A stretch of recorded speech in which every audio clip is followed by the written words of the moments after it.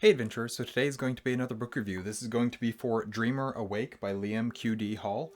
This is a steampunk, high fantasy, sword and sorcery, kind of several different genres that go into this book, subgenres, and very much like a genre fiction book in a lot of ways. So, Dreamer Awake is a self published fantasy novella by author and booktuber Liam Q.D. Hall. His booktube channel is Liam's Lyceum. This is an amnesia story set in a steampunk futuristic medieval world, which is really weird combination of ideas, but it actually I think it works well. It is also a little bit of a revenge story.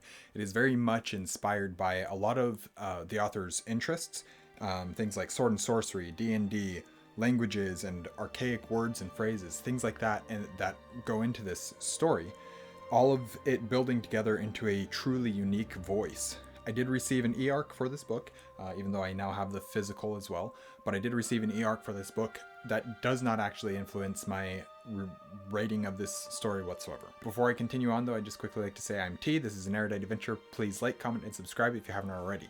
Alright, let's get into this. So this is a rather interesting read for me in a lot of ways. It's several genres that I don't read much of, sword and sorcery and steampunk being the big ones, the two main ones. But it was one I was very interested in reading for several reasons, not the least of which is that it is written by someone I consider a friend on BookTube. It took me a while to get through it, and this is largely due to it being on ebook, a mixture of it being on ebook, which I don't read very much of or very quickly, and also my reading speed, which is very slow. And so it just, even though it's a very short book, physical is 134 pages basically. Even though it's a short physical book, it still took me a long time, a while to get through it because I'm a slow physical reader, but also a slow e-reader. And yeah, so it took me a while to get through it, but the fact that it was an ebook didn't help me to get through it any quicker. But I did find myself getting immersed in the story and setting almost immediately. I found that Hall's writing did an excellent job of placing me into the setting and allowing me to see what was going on around me. There's a lot of authors where sometimes you read their books and there's just nothing there for you to imagine as you're reading.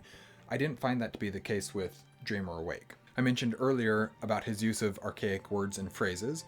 This is something I find truly enjoyable as it led to a precision in the language that was actually really beneficial to the story that was being told.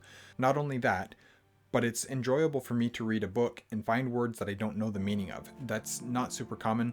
My parents or my family has played a lot of word games. My dad and my grandpa played word games like Scrabble all the time, and they had a very broad vocabulary, and so I have picked some of that up along the way, and so there's a lot of words that I do know that just aren't used, but then I would also come across words in Dreamer Awake that I didn't know the meaning of, or didn't know I had to use the surrounding context to understand what the words were. I would say that the vast majority of the words I did know, but there were a handful that I just didn't know without the context of the scene. And a book that causes me to learn is, in my opinion, a great piece of literature. So I think for that alone, I feel like this is a very beneficial book to read. Also, it's a good story. So that's more important than the words that are contained in the book, is the story that's contained in it. This is also an interesting world I found. There's a lot of references and ideas that the readers haven't been able to explore yet, but it's clear that the author has thought about them. This is a story that could easily spawn more stories, sequels, prequels, whatever you want to say, or it's also a world that could be used to set pretty much any story in that you could imagine, and that's a wonderful playground to play in because it gives you a lot of freedom to tell the stories that you want to tell in a setting that has already been created, and you just have to flesh it out a little bit more. I've said for years, basically since I started my channel and Hemvar started commenting on my channel, and then Liam started his channel, that it would be, if I were to get into sword and sorcery, it would be Liam's fault.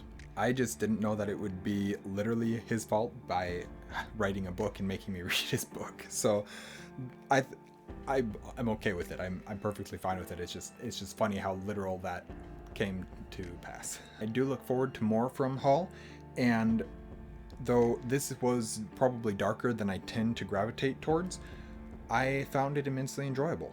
If you'd like to hear more about it, be sure to check out the author interview I did with Liam Q.D. Hall. That's up on the channel and have it linked in the cards. So be sure to check that out because we talk a little bit more about the author.